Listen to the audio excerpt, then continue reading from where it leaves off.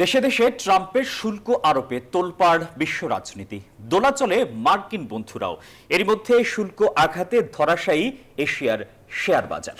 তবে ট্রাম্পের এই সিদ্ধান্তকে ভুল এবং অযৌক্তিক বলছেন বিশ্ব নেতারা। পাল্টা হুঁশিয়ারি দিয়েছে ইউরোপও।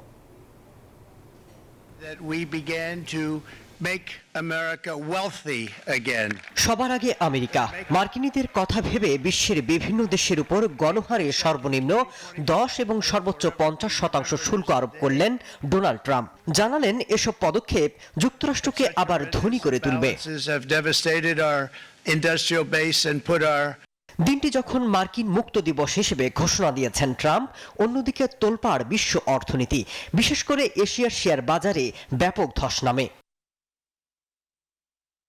এশিয়ার যেসব দেশে ট্রাম্প শুল্ক বসিয়েছেন সেখানে সবার উপরে রয়েছে কম্বোডিয়া 49%, লাওস 48%, ভিয়েতনাম 46%, শ্রীলঙ্কা এবং মিয়ানমারে 44%, আর এরপরেই বাংলাদেশে 37%, চীনে আরোপ করা হয়েছে 34%, আর পাকিস্তানে 29%, ভারতে আরোপ করা হয়েছে 26% শুল্ক।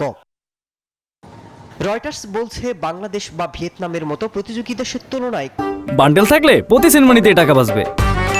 বিকাশ সেনমানি বান্ডেল কিনে জিতুন প্রতি লেনদেনে। কম হওয়ায় ভারতের পোশাক পণ্য যুক্তরাষ্ট্রের বাজারে তুলনামূলক বেশি সুবিধা পাচ্ছে।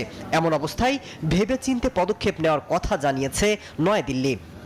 देखिए यूएस का काम है, उनका अमेरिका फर्स्ट है, ट्रम्प साहब का, तो मोदी जी के लिए इंडिया फर्स्ट है। এদিকে ট্রাম্পের এমন সিদ্ধান্তের সমালোচনা করেছেন বিশ্ব নেতারা, প্রতিবাদ জানিয়েছে চীন, এশিয়ার দেশগুলো। এদিকে ইউরোপের উপর যে শুল্ক বসিয়েছেন ট্রাম্প, তার পরিণাম হবে ভয়াবহ, এমন হুঁশিয়ারি দিয়েছেন অস্ট্রেলিয়ার প্রধানমন্ত্রী। ক্ষোভ জানিয়েছে জার্মানিও। schreitet also ein Weg, an dessen Ende es nur Verlierer geben wird. আমি মনে করি মার্কিন প্রেসিডেন্টের সাম্প্রতিক শুল্ক সিদ্ধান্ত ভুল।